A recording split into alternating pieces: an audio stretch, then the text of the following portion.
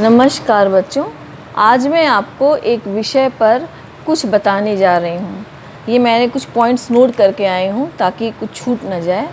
तो सबसे पहले आज मैं आपको ये बताना चाहती हूँ कि आज मैंने व्हाट्सएप पे एक मैसेज देखा।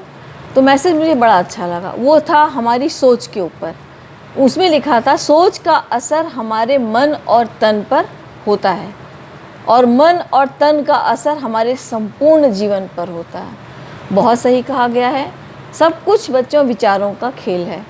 सबसे पहले मैं आपको ये बताना चाहूँगी कि जैसे हमारी मदर, अगर हम अपने मम्मी के गले लगते हैं या मम्मी प्यार से हमारे सर पर अपना हाथ फेर देती हैं या आपको आपके फ्रेंड्स गले लगा लेते हैं प्यार से, तो वो समय ऐसा होता है कि उससे एक हार्मोन रिलीज़ होता है। हमारे ब्रेन में एक हार्मोन होता है, डोपामाइन कहते हैं।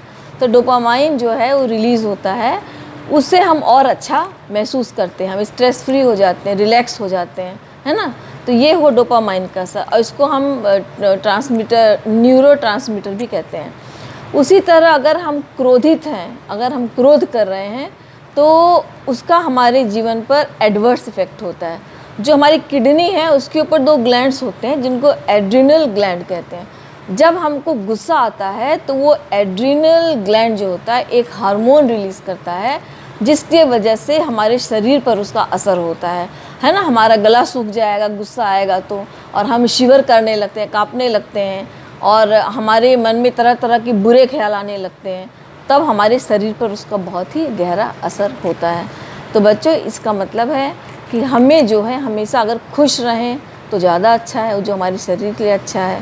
और खुश रहने के लिए ये 2 चीज़ें बहुत काम आती हैं। जैसे मेडिटेशन आप करते हैं, है ना, और योगा करते हैं, तो उससे हमारा माइंड रिलैक्स होता है और हम स्ट्रेस फ्री रहते हैं। तो ये बहुत ही अच्छी बात है, इसको आप लोग अपनाइए अपने जीवन में। और जैसे मैं आपको एक और बात कहना चाह रही हूँ, अगर आपकी मम्मी गुस्से में खाना बना रही हैं, तो गुस्से में अगर तुम खा रहे हो या खाना गुस्से में बनाया हुआ खा रहे हो, तो उसका भी इनडायरेक्टली असर हमारे शरीर पर पड़ता है। आप किसी का भी चेहरा देख लो, तुम चेहरे से पहचान जाओगे कि वो आदमी कैसा है।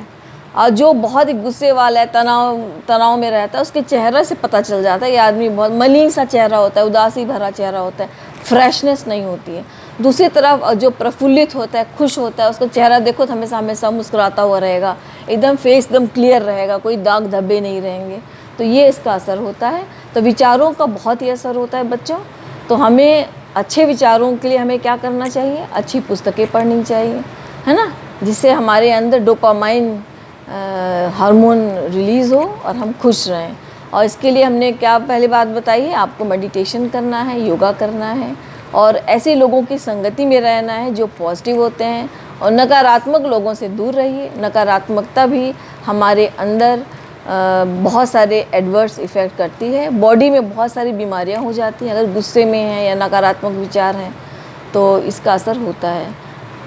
तो आशा करती हूँ आज आपने सीखा ये चीज़ और इसको अपनाइए। परमात्मा, तू ये तेरी इच्छा पूरी हो।